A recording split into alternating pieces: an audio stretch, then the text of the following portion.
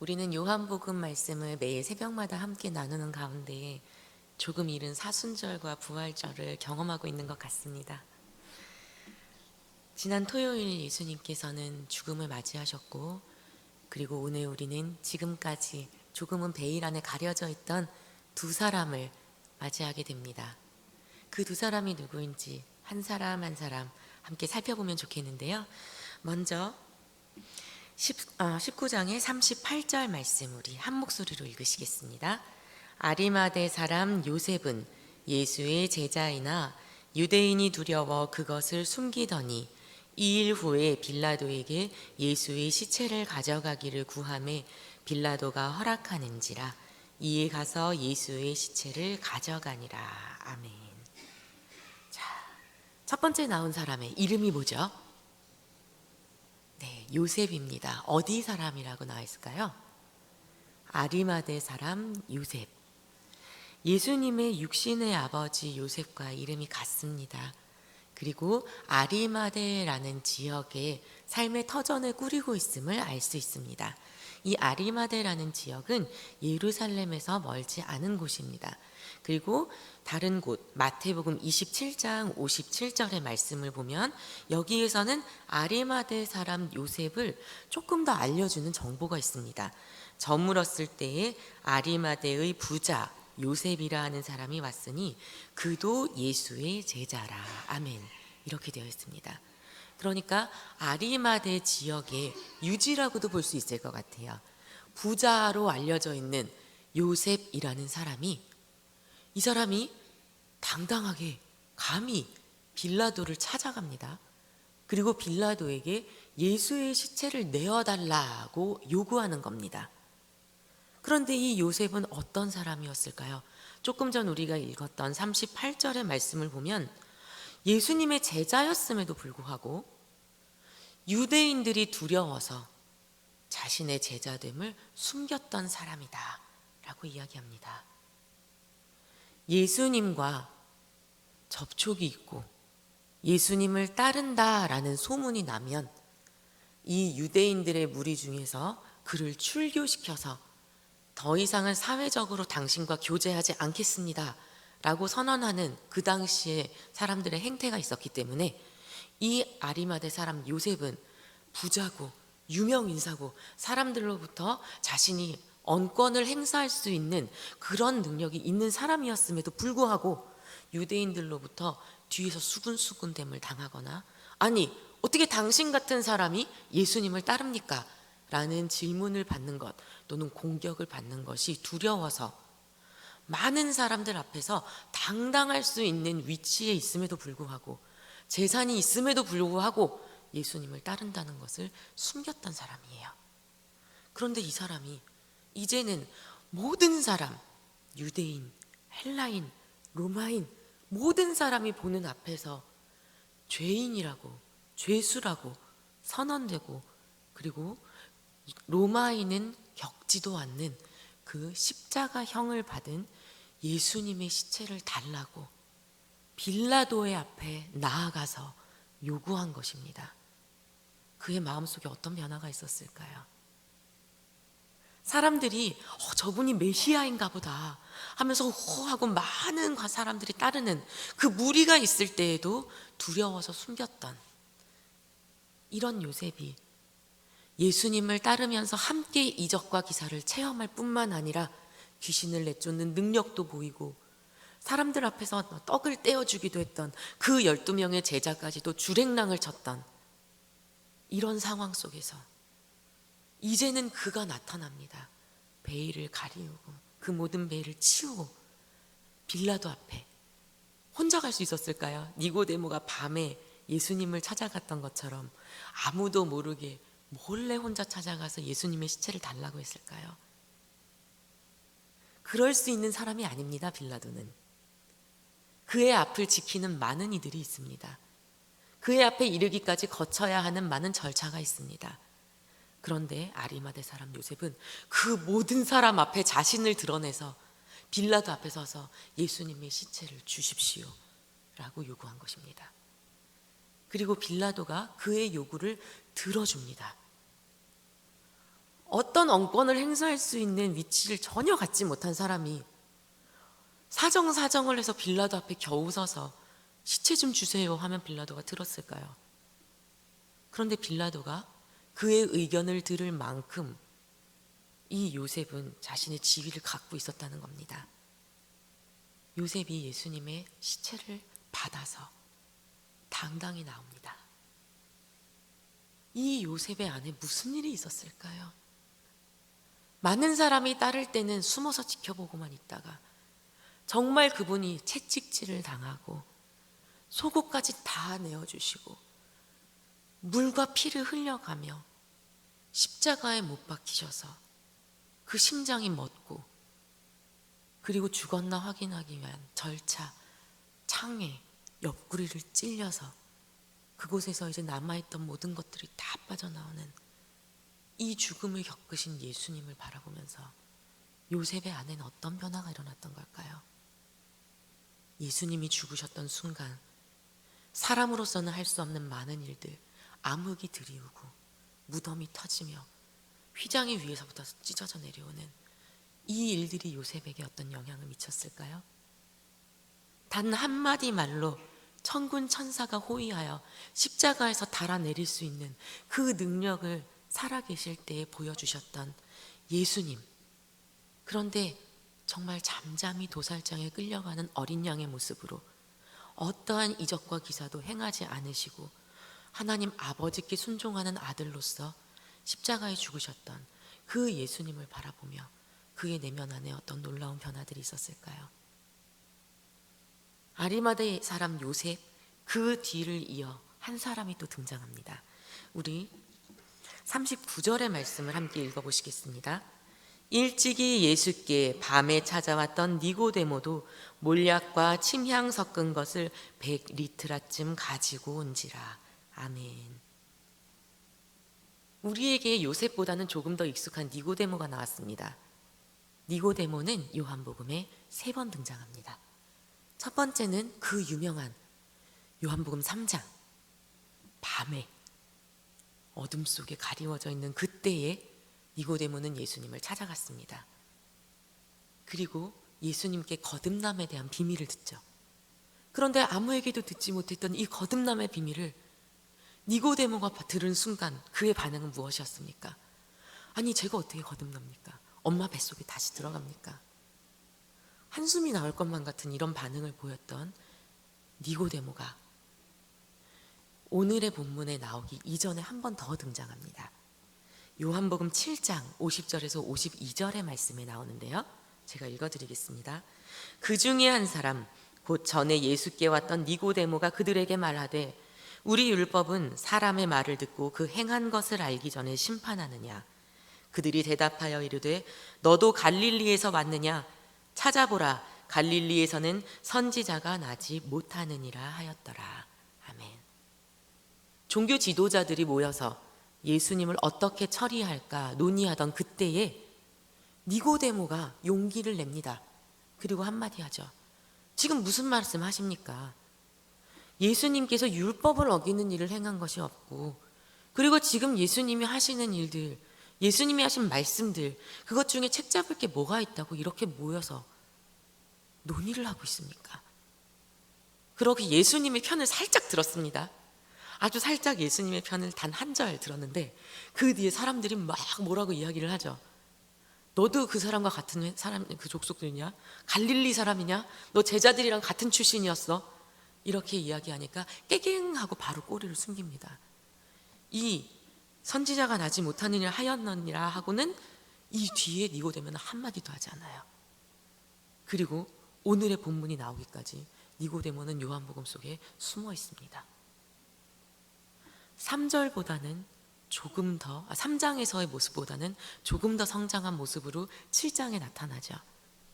하지만 그럼에도 불구하고 아직은 부끄러운 모습으로 숨어있던 그 니고데모가요, 오늘은 예수님의 장례를 치르기 위해 몰약과 침향 섞은 것을 100리트라를 가져왔다고 이야기합니다.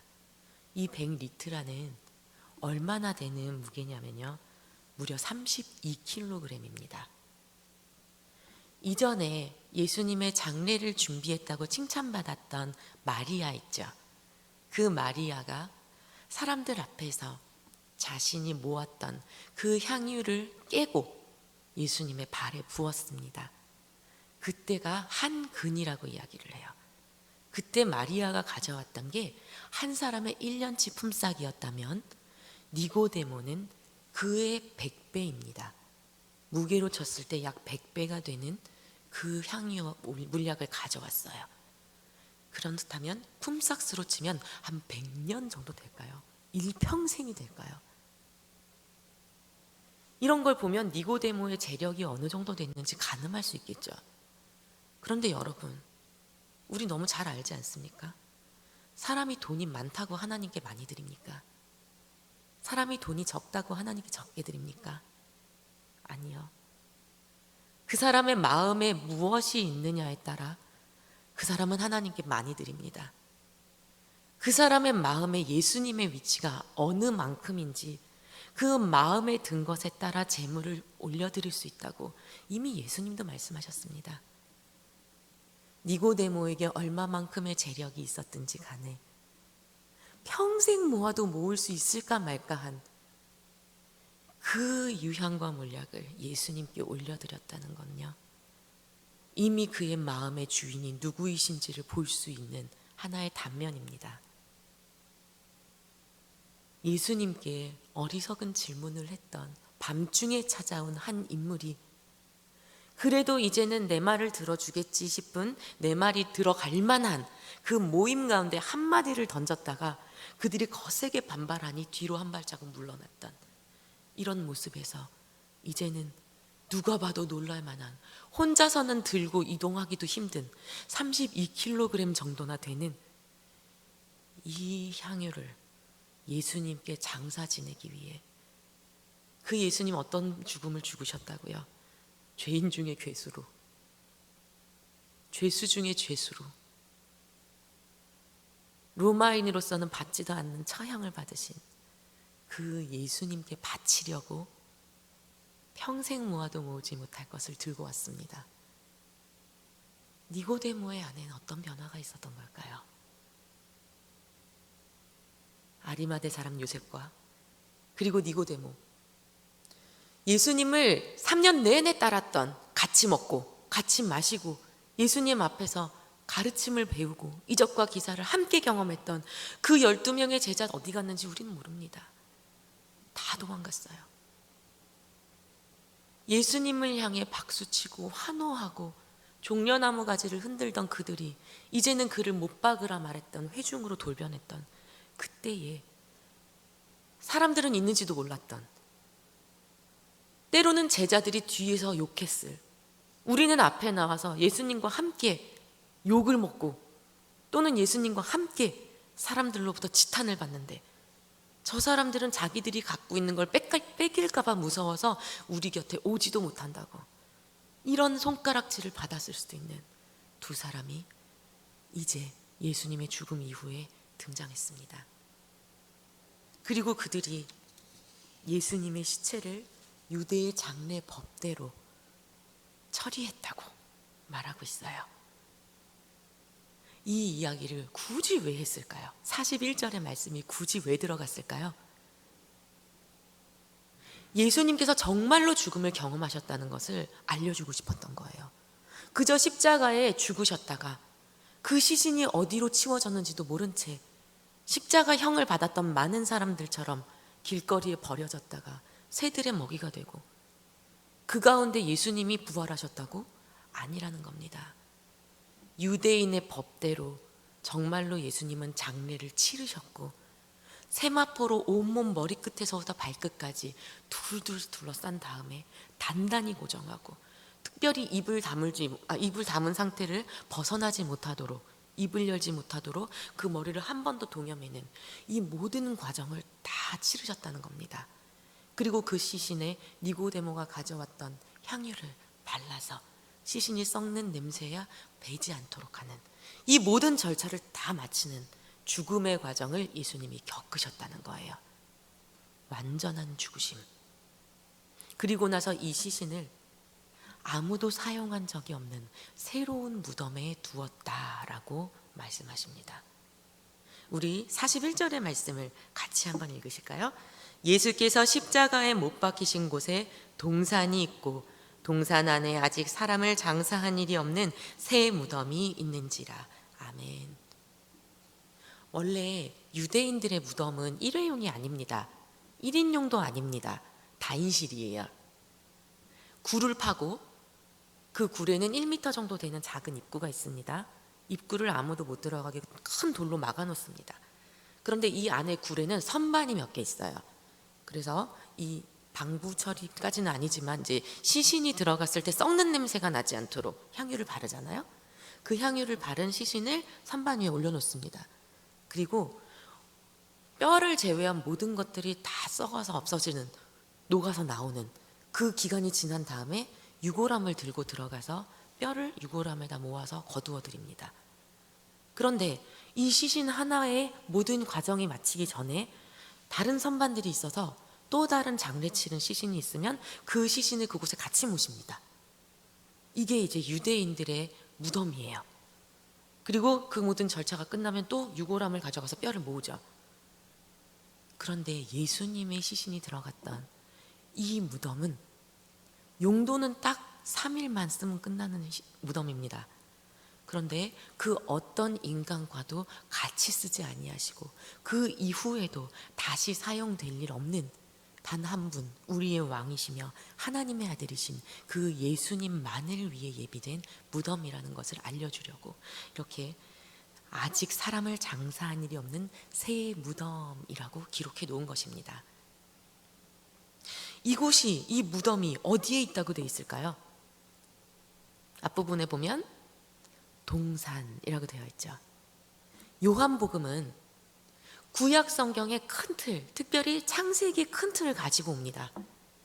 창세기 1장 1절은 어떻게 시작하죠?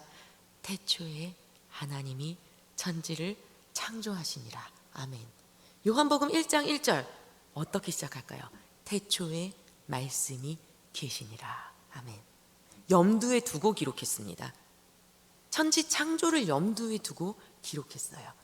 하나님이 말씀으로 태초에 창조하셨던 그 말씀이 바로 우리에게 오신 예수 그리스도시다.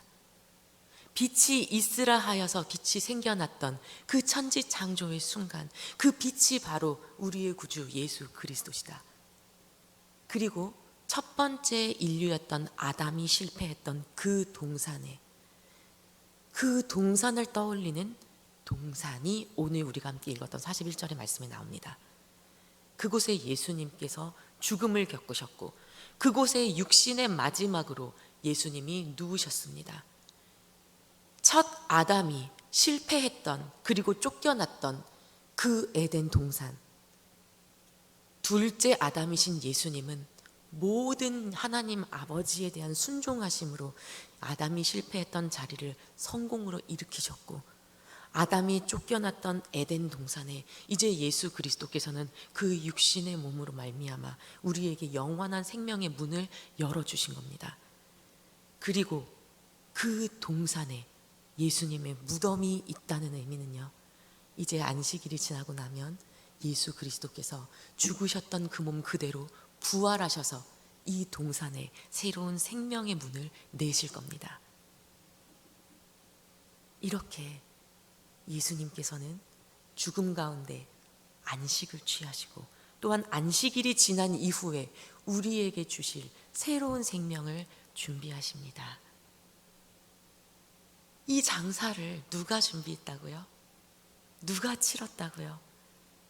베일에 가려져 있던, 두려움에 떨고 있던 아리마대 사람 요셉, 예수님의 말을 직접 듣고도 이해하지 못하고 사람들 앞에서 꼬리를 내렸던 니고데모, 이 두 사람이 예수님의 장례를 준비하고 예수님을 장사 지냈습니다. 빌라도 앞에 나아가 예수님의 시체를 주십시오 이야기하는 사람으로 변화된 요셉, 사람들 앞에서 그 무거운 것들 하인을 시켜 들게 만들고 그리고 길을, 그 여정을 따라 나와서 예수님을 장사 지냈던 니고데모. 예수님을 믿는 사람은요, 예수님께서 요셉아, 너는 왜 사람들 앞에 드러내놓고 나를 믿지 못하니? 나를 증거하지 못하니? 뭐라고 하지 않으셨어요. 그렇구나. 니고데모야, 넌 머리가 그것밖에 안 되냐? 그러면서 어떻게 성경 말씀을 연구해? 이러지 않으셨어요. 사람들이 한마디 한다고 내 편 못 들어? 왜 그렇게 비겁하니? 이러지 않으셨어요. 그렇구나. 예수님은요, 있는 자리 그대로, 있는 모습 그대로 인정하시고 받아주시고 사랑하십니다. 그런데 거기서 그치지 않으세요. 예수님의 도전은 거기부터 시작입니다. 있는 그대로 두지 않으시고 우리가 공공연히 드러나서 예수 그리스도를 증거하는 데에 이르시기까지 끊임없이 우리의 내면을 만지시며 변화시키십니다. 그래서 결국에는 우리가 그 모든 베일을 걷고 많은 사람 앞에 일어나, 그렇습니다. 제가 그리스도인입니다. 제가 지금 하는 이 말로 말미암아 어떤 결과가 올지 나는 알지 못해도 이 모든 것 잃어버린다 할지라도 저는 공적인 자리에 서서 예수 그리스도를 원한다 말하겠습니다.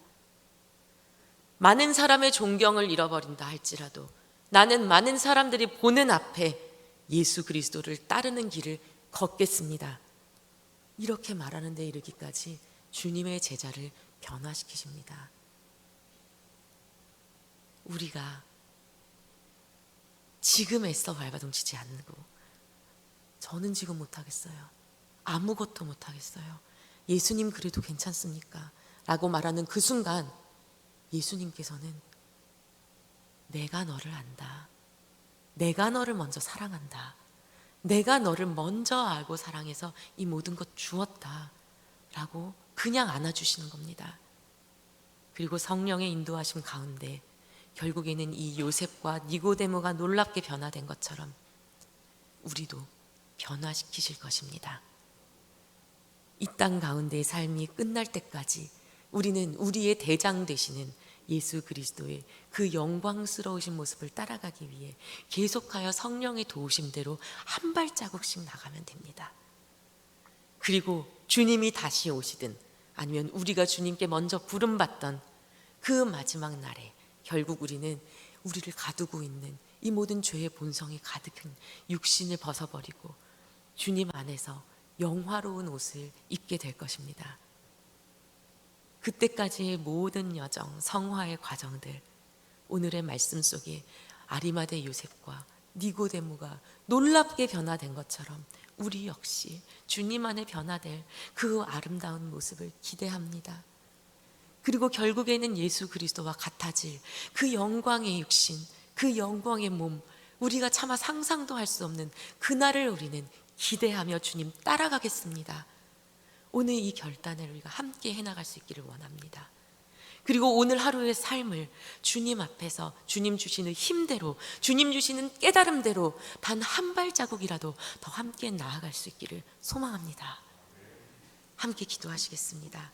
이 시간 우리 주신 말씀을 가지고 기도할 수 있기 원합니다.